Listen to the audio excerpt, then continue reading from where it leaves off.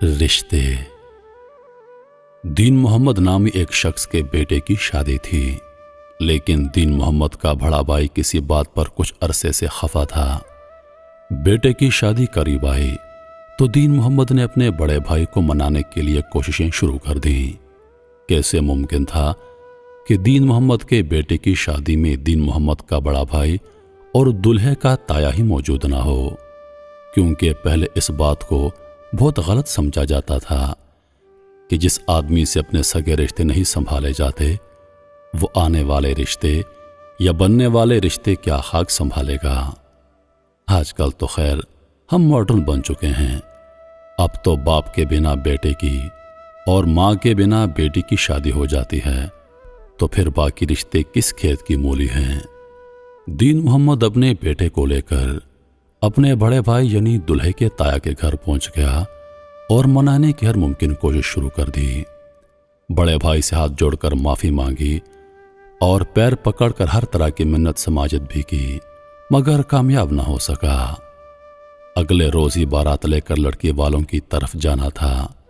جب بڑا بھائی جانے کے لیے تیار نہیں ہوا تو دین محمد نے اپنے بیٹے یعنی دلہے کو بڑے بھائی کے گھر کے باہر ایک دیوار کے ساتھ بٹھا دیا اور بڑے بھائی سے یہ کہتے واپس پلٹ گیا کہ صبح 9 بجے بارات کا وقت مقرر ہے اور آپ کے بنا بارات لے کر میں نہیں جا سکتا، اور نہ ہی آپ کا بھتیجا اپنے تایا کے بغیر بارات لے کر جانے پر رضامند ہے۔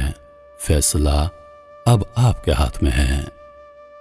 دین محمد کے جانے کے بعد دلہے کا تایا بار بار گلی میں جھانک کر دیکھتا رہا کہ شاید بھتیجا چلا گیا ہو، لیکن بھتیجا جوں کا توں وہاں موجود تھا۔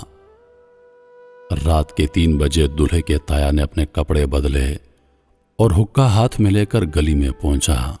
اپنے بھتیجے کا ہاتھ پکڑ کر کہا، چلو یار چلتے ہیں، تیرا باپ تو ویسے بھی پاگل ہے۔ تایا اور بھتیجا شادی والے گھر پہنچے تو سب نے استقبال کیا اور دین محمد نے پوچھا کہ بھائی جان آ گئے آپ؟ جواب ملا، کیسے نہ آتا، لڑکی والے کیا سوچتے کہ دلہے کا تایا بارات میں کیوں نہیں آیا، اور ایسے خاندان کی بدنامی ہوتی، اور اوپر سے تم دلہے کو گلی میں بٹھا کر چلے گئے تھے۔ یوں ہنسی خوشی یہ شادی اپنے اختتام کو پہنچی۔ رشتے اس طرح جوڑے جاتے ہیں، یہ مقام ہوتا ہے رشتوں کا۔ مگر خیر چھوڑیے، ہم تو ماڈرن لوگ ہیں، نئے زمانے کے لوگ ہیں، یہ باتیں تو بہت پرانی ہو چکی ہیں۔ اب تو انا بیچ میں آ جاتی ہے، اب تو ہمارا سٹیٹس بیچ میں آ جاتا ہے، اب تو ہماری ضد بیچ میں آ جاتی ہے کہ رشتے جائیں بھاڑ میں، بس میری انا کی تسکین ہو۔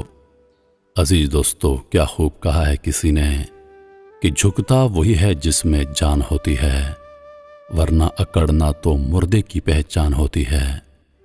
رشتے نبھانے ہوں تو جھک جائیے، کیونکہ حضور پاک صلی اللہ علیہ وآلہ وسلم کا ارشاد پاک ہے، اگر جھک جانے سے، اگر معافی مانگ لینے سے تمہاری عزت میں کمی آ جائے تو قیامت کے روز مجھ سے لے لینا۔